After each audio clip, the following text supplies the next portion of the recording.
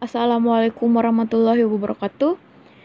In this video, I will give a tutorial as usual, but it different this time. It more specific about how to use one of educational application or one of educational website named EduClipper.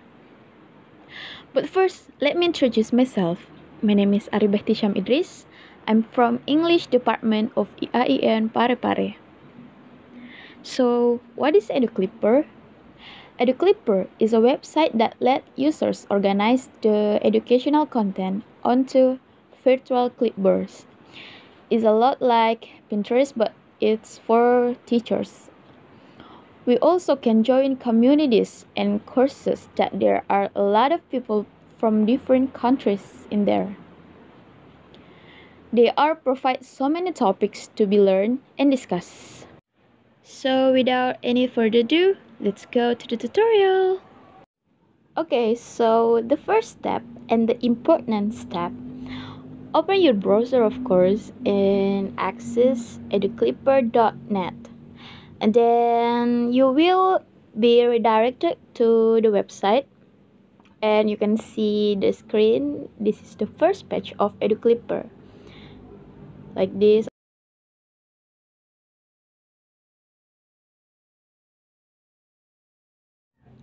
And then click explore communities for go to the next page. This is the next page of EduClipper. As you can see, there is an option create an account if you a first timer or if you don't have an account, and log in now if you already have one. And now I will tell you how to create an account. Actually, it was easy, just like sign up social media. So here we go. First, write down your name like this and your email too. And don't forget the password. Okay, that was for sign. Now we move to login. For login, just do as usual. Type your email and password, and then you're logging in to your EduClipper. So this is how the homepage look after finally logging into EduClipper. As you can see, there are some menus here, and of course I will explain the function one by one. Okay, so the first I will explain feed. This feed is placed to shows all of communities and courses that we join, and there is collection update in there, like when there is a new discussion that related to collection we made, it will be shows in feed. And also sometimes there's a news that related to knowledge. Okay, the next one is communities. This place shows communities that we joined. There are many communities that provided in this website, and of course it's free. We can meet and discuss with a lot of people from various countries, and of course with various topics depend what interested to us. For example, I have joined one community named Learning at Home because I think that's interesting to me. So let's take a look what's on this community. Okay, you can see this is the look of Learning at Home community.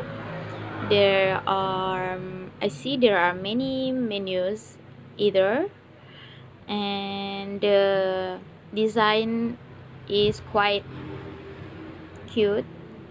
There is a feed. It's like the homepage of the community, as I was explaining before. And there's discussion. This place is the main role, I think, because this discussion menu is topics related to learning at home, and we can socializing, but it's not like hello, how are you? How you doing? No, it more like asking and giving opinion about some topics, and that's how social start. And the next one is resources. This place is the main road to, I think, from my opinion. Why I said that?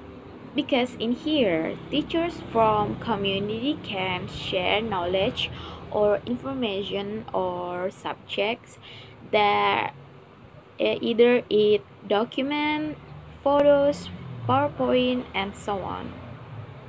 And we as a member can open the document to add our knowledge from this community learning at home. There is member. I guess we already know what's on this menu. Yep, this is the list of member learning at home community. Also, there's group and about. That's all. And now we move to courses. This courses is show course that we join, but I didn't join any course. The look will be like this. And let's see and discover course that we think it's interest. Let's go. Actually, I can say these courses is the same as communities. Why I will say that? Because we could find many courses too, just like communities, but some of courses are not free and we have to pay to join the course. But don't worry because there are some free too. So we can just search by scroll down and find what topics that we're into. Now let's move to collections. These collections is the place that could save resources to be discussed. For example, we as a teacher wants to give students a material. This is the place. Now I like to explain how to make collections here.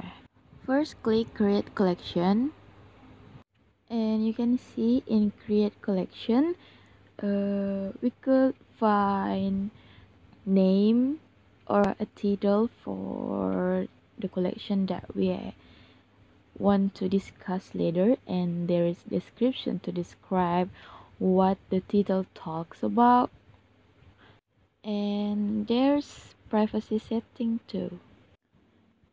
Okay, we can type the title here, for example, learning speaking English for me. Next, after type the title, can give describe about the title that I type. I type here the collection of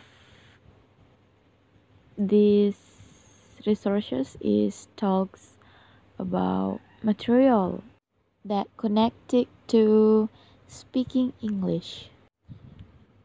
And then for privacy setting, I decided to public it so that people from outside could discuss on this platform.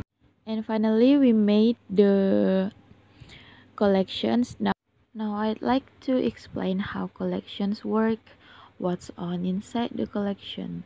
And in resources, we can upload materials that connected to learning English. This is my topics anyway. As you can see, there are two choices. We can use link or upload from our phone. We can submit a link or file that we want to discuss. Well, I guess that's all from me. Thank you. Wassalamualaikum warahmatullahi wabarakatuh.